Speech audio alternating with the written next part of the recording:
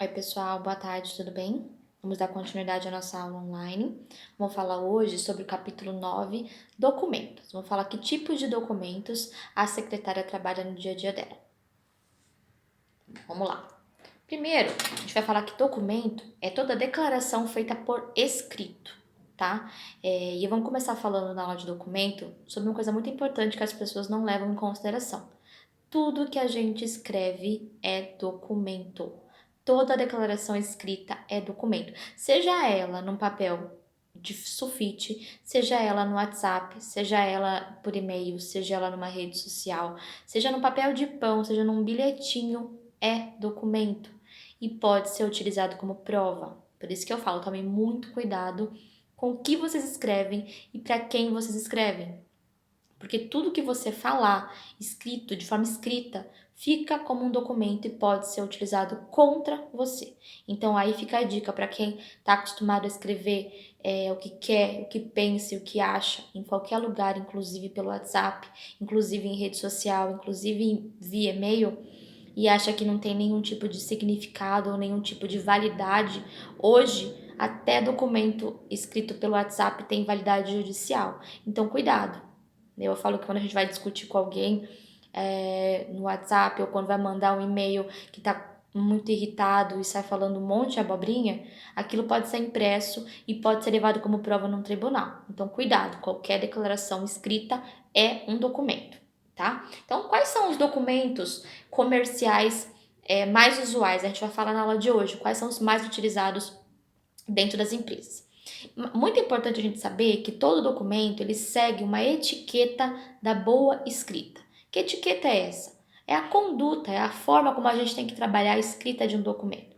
Assim como a gente falou nas aulas anteriores sobre comunicação, que é muito importante a gente falar bem, saber como a gente vai falar, ler para ter um bom vocabulário, na escrita é muito importante a gente escrever bons textos, se preocupando com o nosso receptor. A gente já falou que o receptor tem um tempo curto, então ser o mais objetivo, ser o mais direto. O que mais? Analisar o assunto que você vai falar. Antes de você sair falando qualquer besteira, estuda o assunto, pesquisa, busca informações, busca referências, planeja como você vai escrever o seu texto. Se vai ser a caneta, a lápis, faça um rascunho para que o seu texto saia bem escrito.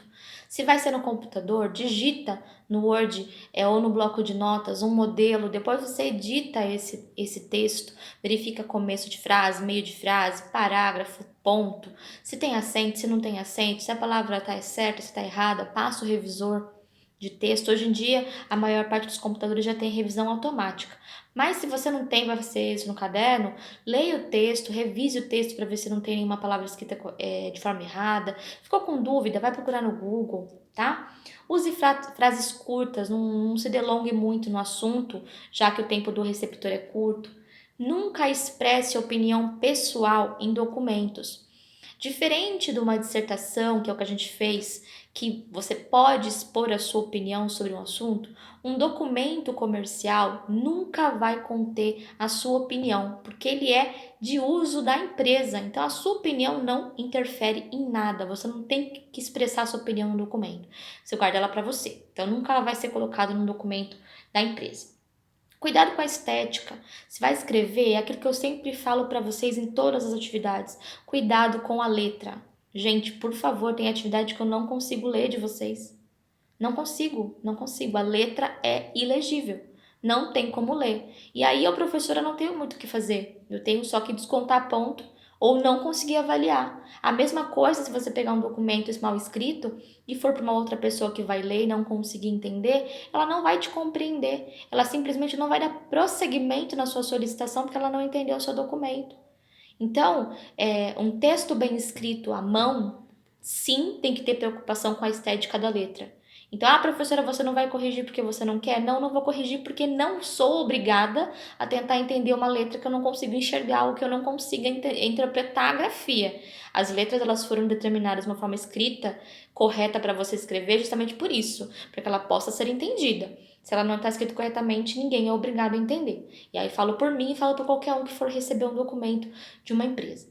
Se vai ser escrito no computador, tenha preocupação se o papel tem que ser timbrado, se tem que ter carimbo da empresa, se tem que ser carimbo de data, carimbo de timbre. Verifica toda a estética que tem que ter esse documento. Preocupa se esse documento vai ser passado para quem tem que assinar, em quantas vias tem que assinar. Então, toda essa preocupação segue a etiqueta da escrita dos documentos. Agora, vamos falar sobre os tipos de documentos mais comuns dentro de uma organização. Primeiro, avisos. Os avisos geralmente são placas informativas para os funcionários, para os fornecedores, para quem circula nas áreas comuns da empresa.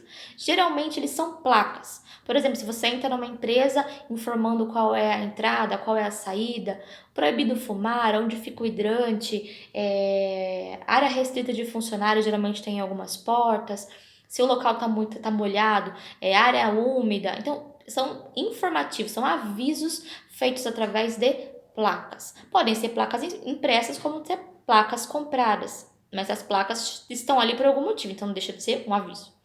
Aviso é diferente de comunicado. Comunicado geralmente fica no quadro ou no mural de recados da empresa.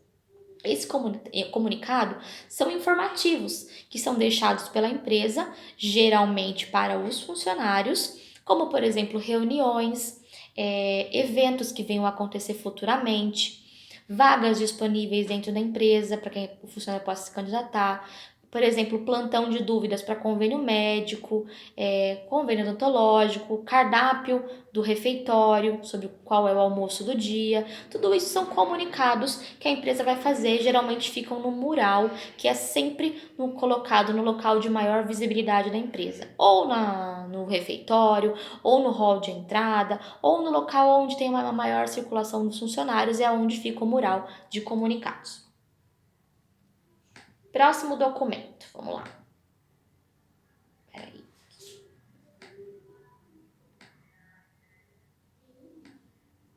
Atestado.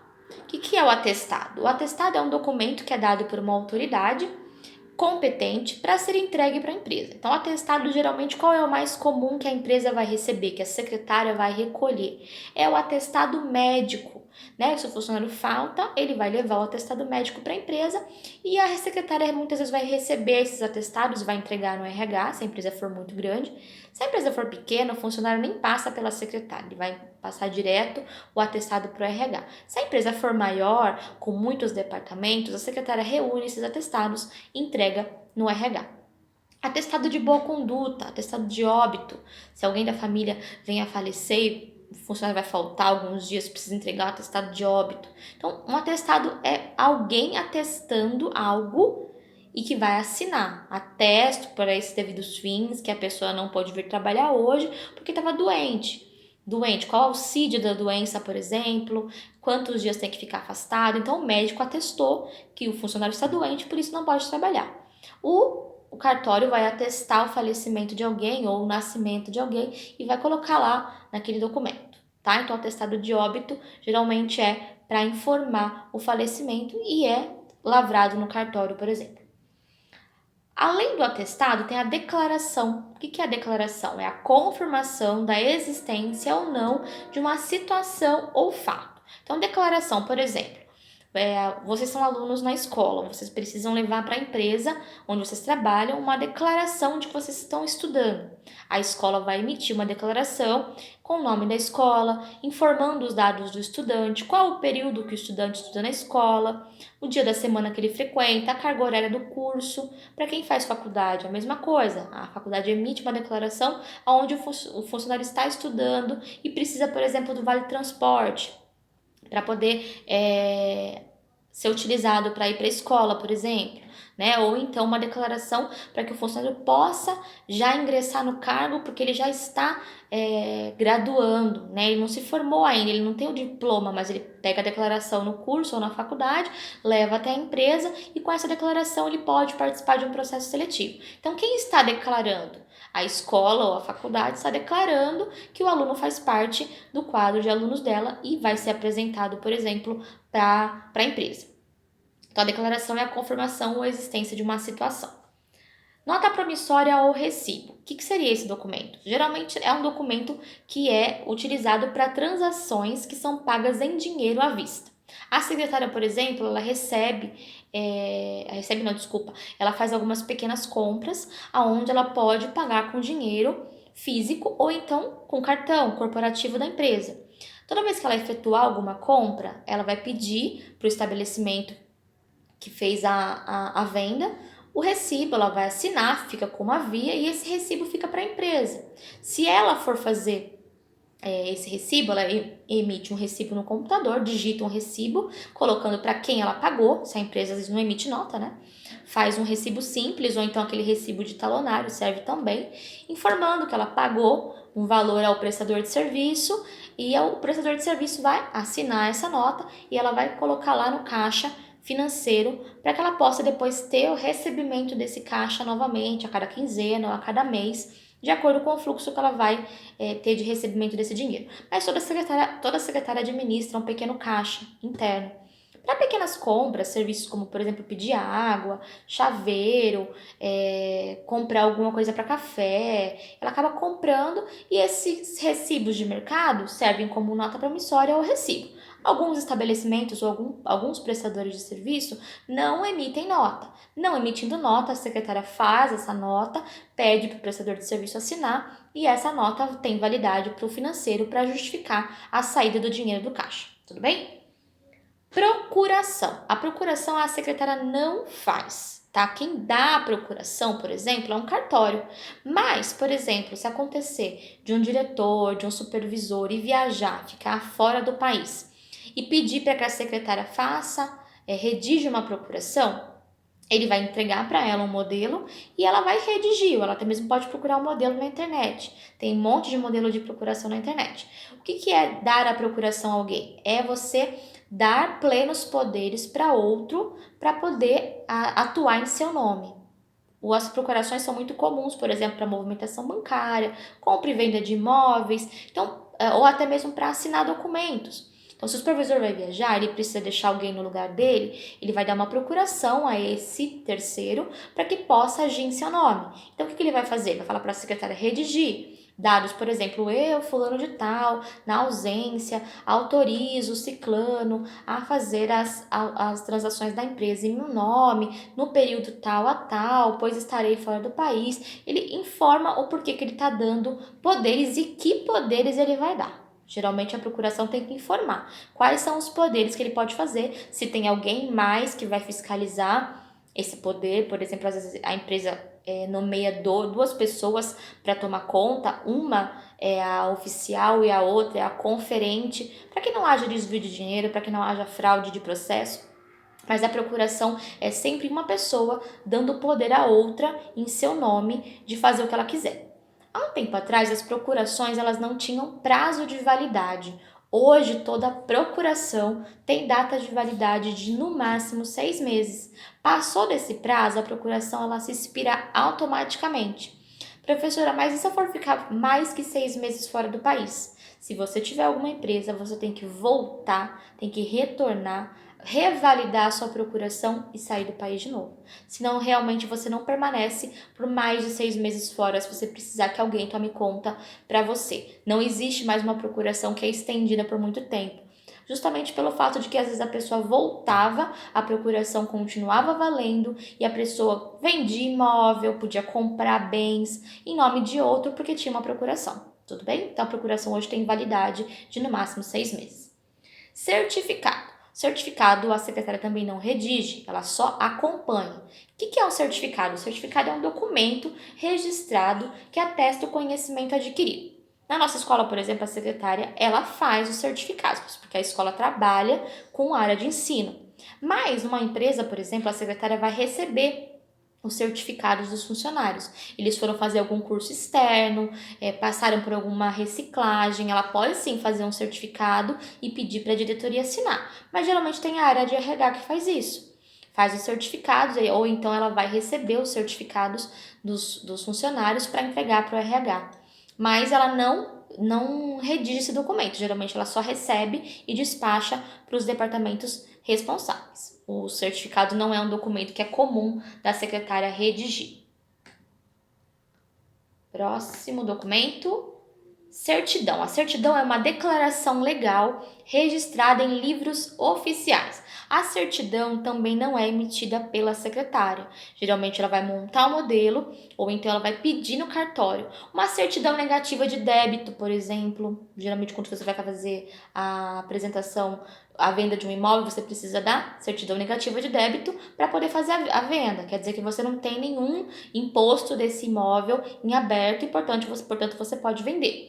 Certidão de nascimento, quando você vai registrar um filho, você vai fazer no cartório o registro oficial do seu filho. A mesma coisa, casamento e óbito. Então, as certidões, elas são emitidas por um oficial, seja de um cartório de ofício de nascimento, um cartório de imóveis, é sempre algum tabelião que está certificando, está dando a certidão de nascimento ou alguma certidão a um terceiro, tá? Então, a secretária não redige certidão, ela só recebe e encaminha aos departamentos responsáveis. Então, ela só vai encaminhar. Ela vai acompanhar, não vai redigir. Carta comercial. A carta comercial a secretária trabalha, ela vai redigir. Por quê? A carta comercial tem finalidade de documentar transações feitas internamente dentro da empresa ou então de documentos que vão sair da empresa, vão para banco, vão para advogado. Então, a carta comercial sempre vai acompanhar um malote de documentos, por exemplo. A secretária vai mandar documentos da empresa para o escritório de advocacia, para o escritório de contabilidade. Então, ela vai fazer uma carta comercial, ela vai informar a data de hoje, vai informar quem vai receber os documentos, o que contém dentro daquela pasta, por tópicos, e quando essa pessoa que vai receber vai devolver. Para que quem receba lá o malote de documentos assine essa carta comercial e devolva para ela. E é através dessa carta comercial que a secretária vai acompanhando a devolução desses documentos. Ela vai pegar a carta comercial que ela fez há 15 dias atrás, vai olhar hoje, olha, o advogado tinha que ter me retornado aqueles documentos que eu mandei hoje. Ele não retornou, eu vou ligar. Olha, senhor José, eu mandei um documento para o senhor há 15 dias atrás com uma carta comercial pedindo o retorno hoje e não retornou. E eu preciso desse retorno hoje. Então, a carta comercial é para justificar a saída de documentos, a saída de bens, seja o que for, dentro da empresa, entre departamentos, se a secretária trabalha no departamento A e vai mandar para o departamento B, ou até mesmo se a secretária vai mandar para fora da empresa e vai para outros escritórios ou para outras divisões, ela também pode fazer a carta comercial para mandar anexo aos documentos. Tudo bem? Isso ela faz. Tem que ter na área de trabalho dela um modelo para ela estar sempre redigindo. A ata. A ata é um dos documentos também que a secretária trabalha, que é feito nas reuniões. Então, a ata é o registro exato e resumido de todas as decisões que são tomadas em uma reunião. Então, a secretária, além de fazer todo o trâmite de agendamento da reunião, providenciar os documentos, ela participa da reunião como ouvinte. Tudo que for falado, discutido, resolvido, ela vai anotar na ata, porque essa ata, no final da reunião, vai ser lida por todos os participantes e eles vão assinar essa ata, como se eles estivessem dizendo: estamos de acordo com tudo que foi decidido e sim, vamos cumprir aquilo que combinamos. A ata é, na verdade, aquele lembrete para saber aquilo que foi discutido na reunião. Então, a secretária tem que fazer uma ata muito bem redigida, porque talvez daqui a um ano, daqui a 2 anos, ninguém lembre o que foi discutido naquela reunião, a não ser pela ata. E a ata também segue critérios de confecção. Ela não pode ser feita com rasura, se errou, tem que ser refeita do zero. Ela não pode conter abreviações, por exemplo, porque talvez quem vá ler não conheça as abreviações. Tem que ser redigida com a maior riqueza de detalhes possíveis para que futuramente tudo que foi acontecendo no decorrer daquela reunião fique bem registrado para todo mundo poder acompanhar. Tudo bem? Então, tudo que foi discutido não pode ser esquecido nenhum fato. Não pode ser esquecido quem disse, não pode ser discutido, não pode ser esquecido quem ficou de fazer o quê, porque aí é uma forma de você cobrar futuramente. Então, a ata é o documento principal de uma reunião e a secretária vai redigi-la sempre que estiver participando. Reuniões de departamento, reuniões pequenas, geralmente quem faz a ata é algum participante mesmo da reunião. Agora, reuniões grandes, onde tem diretoria, presidência, reunião de orçamento, reunião onde vai ser decidido novos itens, que é de desenvolvimento de catálogo, reunião com fornecedores, reuniões grandes, e importantes, a secretária participa e redige a ata para todo mundo poder assinar no final da reunião, tudo bem? Então, esses são os principais documentos. Alguns a secretária ativa participa ativamente na confecção, outros ela só recebe e encaminha. O que eu vou propor para a atividade de vocês dessa aula? Que vocês escolham um desses documentos que a secretária participa ativamente na confecção, procurem modelos na internet e montem um documento vocês. Então, não quero que vocês peguem o Ctrl+C e o Ctrl+V. Tá? Eu quero que vocês peguem um modelo da internet e redigam com dados que vocês vão criar. Se for uma carta comercial, criem uma carta comercial. Se for uma ata, criem uma ata de uma reunião. Se for uma declaração que a empresa tenha que dar para um funcionário, criem uma declaração. Escolham um desses documentos que eu falei que a secretária trabalha e procurem modelos na internet e criem para mim um documento como se vocês tivessem, se vocês mesmos fossem as secretárias e estivessem fazendo esse documento para mim. Pode ser feito no caderno, e aí vai seguir a mesma estética da forma como tiver o modelo lá no computador, ou pode fazer no computador e mandar para mim como arquivo PDF. Pode fazer no celular, que tem o Word no celular, pode salvar em PDF, ou faz no computador e manda pelo WhatsApp web, mas façam ou no computador ou no caderno. Quem for fazer no caderno, me manda a foto com letra legível, tudo que a gente já combinou. Quem for fazer no computador ou no celular, manda para mim um arquivo PDF, salvo em PDF, para eu poder avaliar. Tudo bem? Não esqueçam, façam a alteração. Eu não quero documentos cópias da internet, porque eu vou verificar todos os documentos enviados. Se for cópia da internet sem nenhum tipo de alteração, eu não vou considerar. Eu vou zerar a atividade. Tudo bem? Então, fico no aguardo da atividade de vocês para a próxima aula. Fiquem com Deus.